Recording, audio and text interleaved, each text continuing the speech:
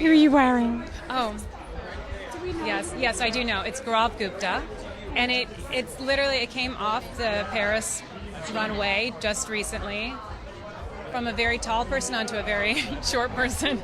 I literally had to drop to get me in this. Yeah, thank you. How are you feeling? How are you? I'm doing good. I'm in a good little stretch right now of like good energy and feeling good and getting my medication to the right place, I think. You've been so inspiring just for talking out how you have and being so honest, which takes some courage. You're so brave. You've taught people so much about the disease and made people feel, not so scared to go and get tested. How hard was that fight for you, first of all, coming out and talking about everything you went through?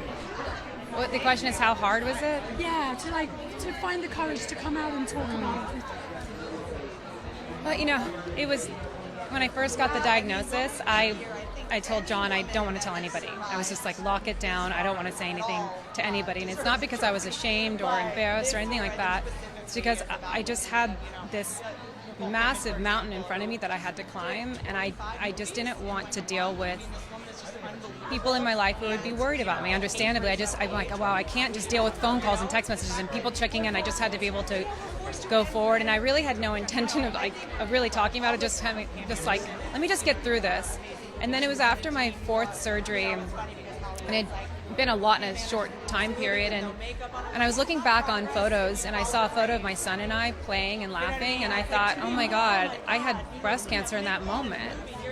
And I remember thinking, if I had cancer then and had no idea, and I did all the right things, mammogram, ultrasound, genetic testing, like how many other women are out there in the world walking around just like I was, not knowing that they have cancer? And so at that moment I realized that I had to figure out a way to tell people, especially about the lifetime risk assessment test. That was my main goal. I want women to know that there's this free online test. It takes minutes.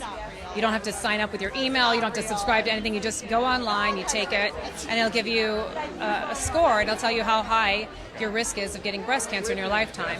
And then with that number, you can go to your doctor and say, I need an MRI, or I need more testing. Or you can say, like, okay, I'm good. I don't have to worry about it as much. So getting that message out was the most important thing to me, and I'm just so grateful that it was able to get out and spread as far as it did. And just telling people how important it is to advocate for yourself and your health, and for women and anyone who's just scared to get those tests because they're worried if they found a lump or something and they're just scared. What do you say to them about go to? I know it's scary. It's so scary. It can be life-altering to get one phone call, one message, one test. It's really hard and scary, but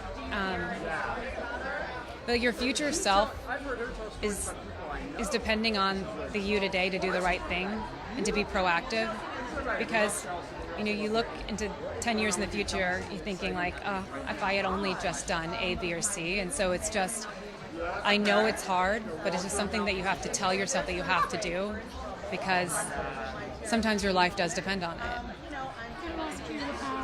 Yours and John's gorgeous children, Malcolm and baby Méi. Oh my gosh, baby Méi, the little squishy little... Oh my gosh, yeah, she's like a cinnamon roll. She's the cutest, squishiest thing. I love her so much. How is Malcolm adapting to being the big brother?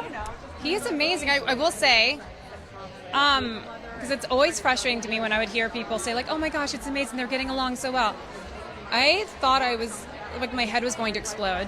Having 2 and having a toddler and a newborn, I mean, there was one day where I just broke down crying, a cry I've never cried before. It was so torturous. Because when you have a toddler and a newborn, the toddler has completely different needs. The newborn is just sitting at home, and then you just feel like you're torn. You feel like you don't even know where your head is at sometimes. But we've moved through that. But there is that time. I mean, for people that don't tell you that there is a very difficult time when you go from 1 to 2. But we've moved through it, and we're working through it, and everyone is like so happy, and the babies are in love with each other, and so we're really lucky. I know how lucky I am that we're able to have 2 healthy, beautiful babies in the world. John's loving every second. He is.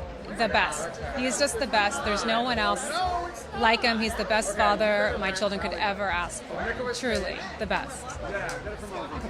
Thank you so much.